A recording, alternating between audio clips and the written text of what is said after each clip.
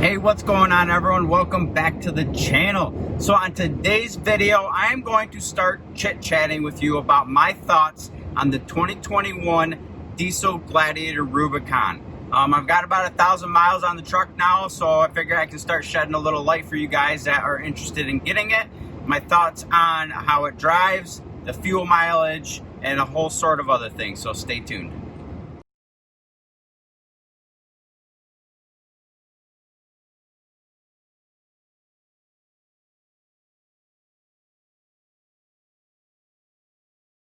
All right, welcome back to the channel, everyone. On this channel, we go over all kinds of different Gladiator content, overlanding content we will start getting into once we have our bed rack and all of that stuff. We haven't really got into that yet, but it is coming. My daughter's getting older and we're super excited to get her out in the tent and take her out and explore Michigan and then explore some other states.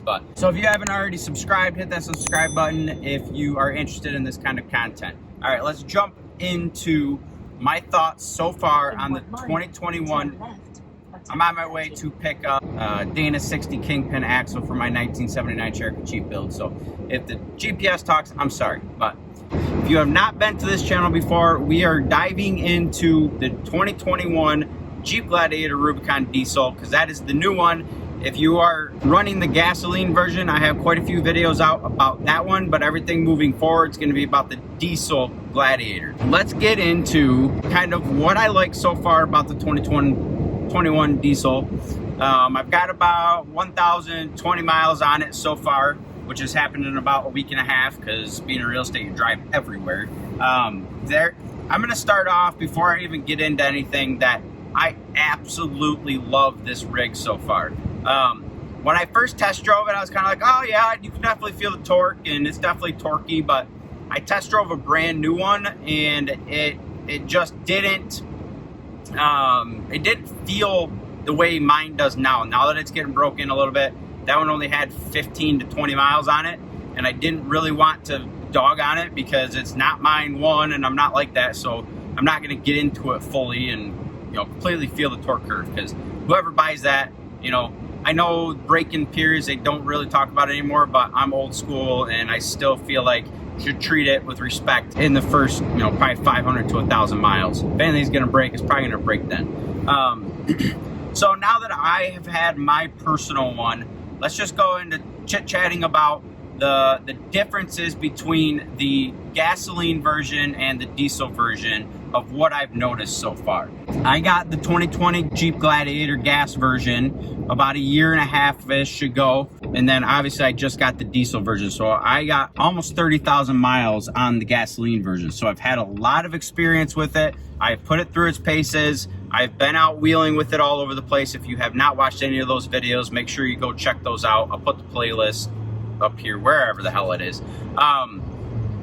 I'll put the playlist so you can go check out the gasoline version if that's what you have and that's what you're interested in. So I'll start off with the gasoline version.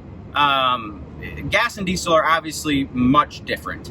Your gasoline engine is going to rev out way higher than the diesel is. The diesel is going to rev out probably 3,500 to 4,000, where the gasoline version is going to rev out to almost 6,000 RPMs. So right off the back, when you start driving this, it is a whole lot different than you're used to if you already had the gasoline 3.6 liter, because it shifts a whole lot lower in the RPMs, where if you're used to hearing that thing whining out to 6,000 RPMs, I think it sounds good. I think it sounds meaty.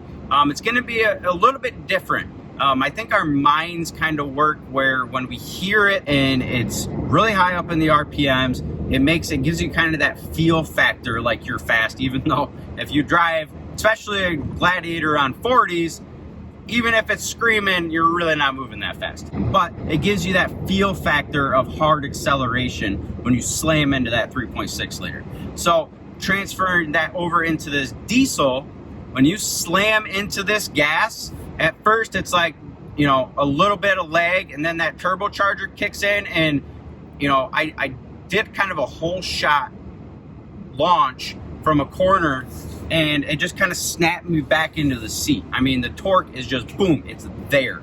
As soon as you smash into it, it's there. And it feels very, very torquey. I'm very impressed with the feel of this truck and how it accelerates. It's really hard to explain because you're not in the truck with me, but it feels really good. Now, right now I am stock. I'm on 33s, the stock factory setup. I haven't done any modifications yet. Stay tuned because we are getting the very first rock crawler diesel specific full suspension kit, their new adventure series with their new bushings. So make sure you stay tuned for that video. It's gonna probably be about a month and a half from now when I finally do get the kit, because rock crawler is making their new bushings coming up. I think they said towards the end of this month they'll start making the kits, and I should get one of the first kits in. So I'm really excited about that. Rock crawler is one of the top of the line lifts. I used Evo last time. I'm kind of one of them. I don't have super specific brand loyalty besides for I'm loyal to the top brands. Sorry if this video is a little shaky, guys. I'm trying this on my new iPhone 12 Pro. I wanted to see how this does. I want to see how it sounds, and it's super easy just to whip it open and take a video. So anyways, that's a side shot. I'm super excited to be testing out that lift, and excited to bring that to you guys so that it can help you decide what lift kit you want to put on. All right, back to what I like about this diesel Gladiator. The freaking fuel mileage. I mean, it has been game changer fuel mileage for me. Many of you know I work for Remax, and Freedom Home Group is my team. I'm the team leader of that team, and I drive everywhere. I mean, I told you guys I just got this a week and a half ago, and I've already put 1,000 miles on it. So I drive all over the place. So for me, I know I had some controversy in the last video I did of why I was trading my gasoline video in. So make sure you go check that one out. But the thing is, for me, I realize that you may not necessarily like save you money, because I know that the diesel costs more for oil changes. Diesel fuel costs more, but you know what? When you look down and see 25 miles per gallon versus 12, I don't care. It feels so much better. And it's sure over the long term, maybe it's going to cost close to the same. You know, I don't care. It's just the feel factor of seeing that 25 to 28 miles per gallon. Right now I'm towing a trailer with Dana 60 Kingpin that I just picked up for the Cherokee Chief build, which that one is really starting to take form, and I'm super excited to start shooting some content of that thing. But I'm going down a relatively flat road right now. Let me flip around and show you what fuel mileage I'm getting. So relatively flat road, and that's the fuel mileage I'm currently getting towing a pretty heavy trailer. I don't think that's too bad at all. You know, I'm getting about an average of 20 miles per gallon over the course of the 1,000 miles. That's where it's stuck. I haven't reset it or anything. Because I wanted to see real world, what are we getting?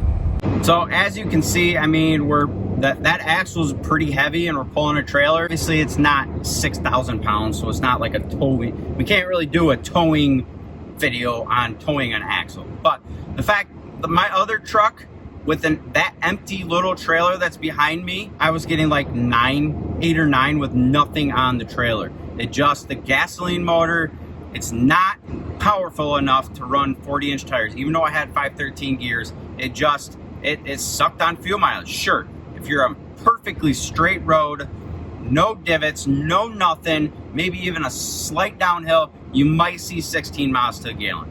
But unless you live in Iowa, where you're going through super flat forever and ever, you're not going to see with the gasoline version with 40s, you're not going to see good fuel mileage, which is why I wanted to get rid of it. Now I'm super curious to see, once we put the rock crawler lift on this thing, once we get the tires on it, once we get the bed rack on it, and get the rooftop tent and all of that gear, what we get for fuel mileage. If I see 18, I'll be happy as all get out. I'm curious to see, you guys are gonna have firsthand knowledge because I'm gonna share all of this. I'm curious to see if I'm gonna have to re-gear when I put the 40s on with this diesel. I know I've talked to a couple guys that have not re-geared yet. They said they're still seeing 8th gear for the most part, not all the time, but most of them still say they're getting 19 to 20 miles per gallon with 40s. If that is real world and that's true, we're gonna find out on this channel together. because I'm going to find out, because in about a month and a half we'll have 40s on the truck. And one of the other things that I really like about it is it almost feels like they put a slight manual valve body in this thing. And the only reason I'm saying that is because when this thing slows down to handle the torque, it actually downshifts. You can feel it downshift, where with gasoline, I mean, you really can't feel it downshift at all. So it kind of almost slows itself down, so you don't have to use the brakes as much. So I do like that. Curious to know, I don't know a ton about these Ecodiesels yet. I'm learning more and more every day, but I'm curious to know if anybody that has like the Dodge Ecodiesel or the Jeep Cherokee Ecodiesel, if they make an exhaust brake kit for these engines.